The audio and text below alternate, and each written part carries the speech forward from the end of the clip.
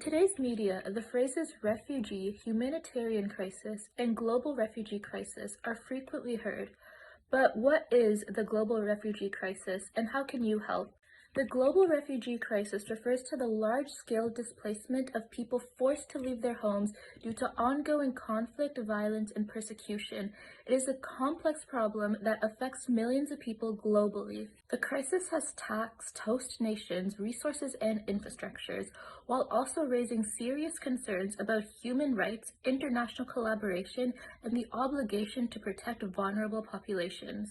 The global refugee problem has quadrupled in size over the last decade.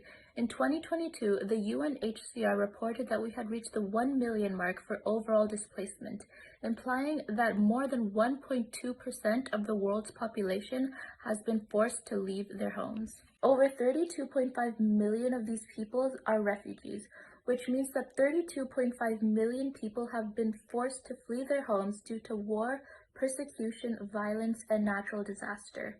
This staggering number highlights the urgent need for global cooperation and effective policies to address challenges faced by refugees. It also underscores the importance of recognizing and upholding rights for these individuals as it is enshrined in international law. The right to seek asylum is a fundamental principle that must be upheld by all nations. However, the reality is that many refugees continue to face numerous barriers and obstacles in their search for safety and stability. For example, refugees in multiple first world and Western countries face challenges in accessing healthcare due to a lack of support, documentation, and discrimination. But the issue doesn't stop here.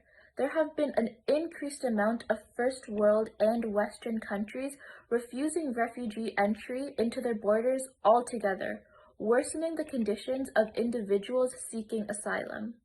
The lack of proper support and understanding from host countries only adds to the isolation felt. Without a comprehensive and compassionate approach to addressing these issues, the cycle of suffering and marginalization for refugees is most likely to continue. So, what can we do to help? One way to help is by advocating for increased funding and resources for mental health services specifically tailored to the needs of refugees, and donating to advocacy groups such as the Canadian Council for Refugees, which has become recognized as a key advocate group for refugee and immigrant resources in Canada, educating the public and putting these issues on our national agenda. Together, we can break the cycle of displacement and instability for refugees.